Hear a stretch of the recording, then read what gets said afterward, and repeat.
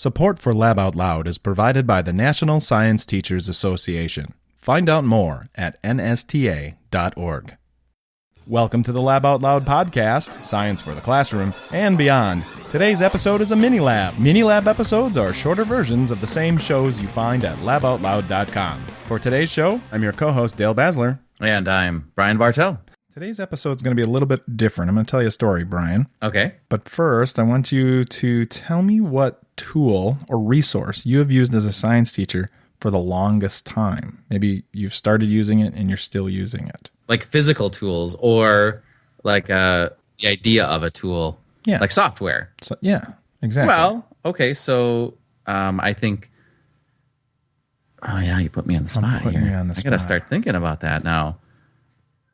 Well, Logger Pro comes to mind, definitely. Yeah, that came to mind for me, too. Something with Vernier. Like, I don't think I could do without it, really. And I think I've used it since I started, while I was in college, 20 I didn't have it in college, ago. But it was very soon after that. So the tool that I want to talk about today is a software web applet that has been around since about 1995, and I think I've been using it since then, too. I was able to get a hold of its original creator, and so we could get some background about how this tool came to be. My name is Naoki, Mihara, and I am a software sales engineer, and I live in Singapore now. And I'm right to say that you lived in the U.S. for a while, correct? Yes, I lived in the U.S. From 1993 to 2000. So tell us about Ramp and Roll. How did it get started? Okay. So I was a student at University of Pennsylvania, and in 1995, that was when just the internet was coming up, right? If you remember, and my physics teacher, Dr. Gladney, was starting a online textbook for math and physics, and that was a new thing at the time because, again, the internet was starting up, but people were just getting familiar with web pages. And at the time, the latest technology was Java. So we wanted to post some applets on this website, math and physics website, to let students who come to the website experience and feel what physics is like. Simple applets showing maybe light reflecting through a prism, or to show how light behaved, or to show how a ball bounced off a wall, and show the angles between the incoming ball hitting a wall and going off the wall. And Ramp and Roll was another applet showing how a ball rolling down a ramp behaved. With how the speed accelerated and how it decelerated as a ball went up and down a ramp. So Naoki's website pretty much stays online for, I think, about 10 years. But somewhere around 2006 or 2005, the site went down and people couldn't find it. And physics teachers on physics teacher message boards said, hey, where's this site? I use it for class. It's coming up. I need it. I can't find it.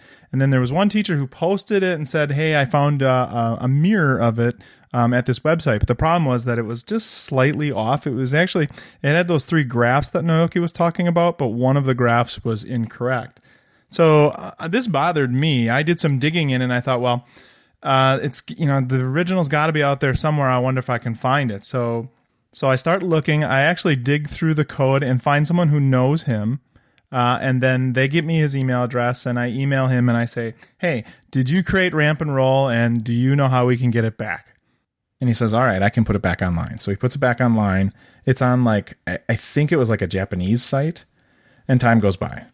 And it's 2008, and all of a sudden it's gone again. And I'm like, oh no. So then I still have his contact information. I email him and I said, hey, the website's gone. What can you tell me? And he couldn't handle hosting anymore. Couldn't handle paying for the hosting. So I said, well, at this time, We had Lab Out Loud. No. Well, yes. No. I was doing president of WSST, and I was the Wisconsin Society of Science Teachers website. 2008? 2008. I mean, we still had that website, so I was like, all right, well, I have a website for our Wisconsin Society of Science Teachers. Can we host it there? So he's like, sure. So we put the files there, and they live there, and everything's fine. And I post it to the message boards. People are like, all right, woo, they still have it, and so they're still using it. So then during this time, then I move away from the WSST website and let somebody else take over. And during that time, they switch to a new platform, so the files aren't in the same places anymore. And all of a sudden, I get our WSST's executive director gets a flood of emails asking, "Hey, where's Ramp and Roll?" And so he emails me and says, "Dale, what do you know about this?" And I was like, "Oh, well, this is 2013, so 5 years go by already." And all of a sudden now people can't find it. And it always happens in the beginning of the year because that's about when people teach motion and forces and stuff. Sure. And so I was like, well, fortunately I still have all the backup. And then, yes, we have laboutloud.com. I said, I'll put it there. And now it's been living at laboutloud.com all the while. Huh. Yeah, it's really kind of interesting. Okay, so I asked them, did you know that, people are using this?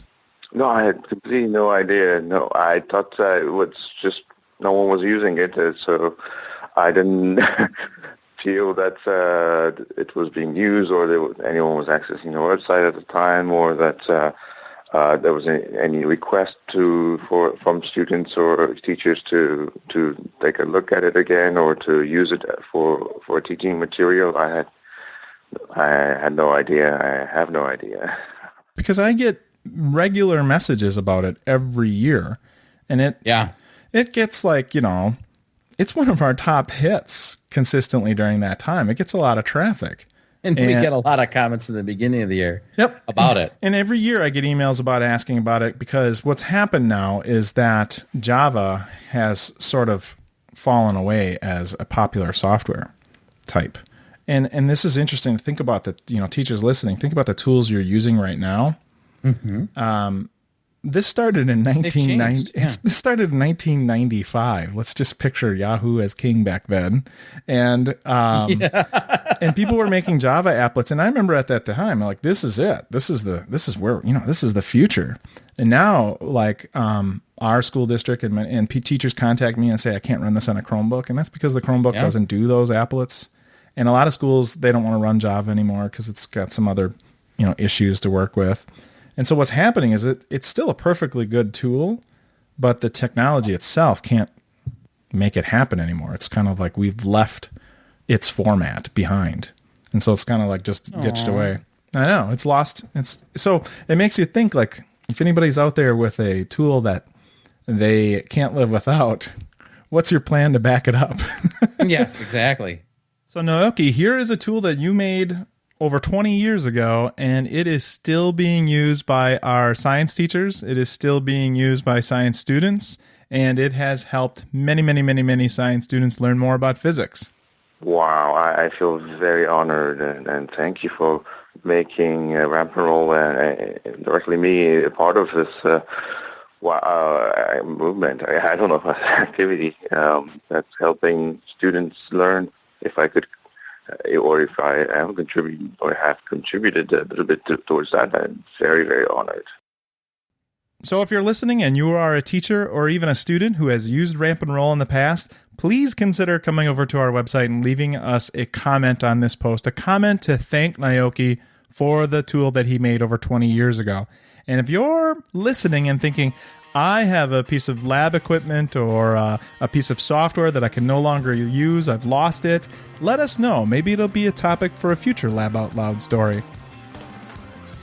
For links and other information related to this episode, visit laboutloud.com. You can send us your questions and comments at laboutloud.com/contact. If you enjoyed the show, make sure you've subscribed on iTunes, Google Play Music, Stitcher, or your favorite podcasting platform. And if you really enjoyed it, consider leaving us a rating or a review. Your feedback helps others find our show. Until next time, I'm Dale Basler. And I'm Brian Bartell.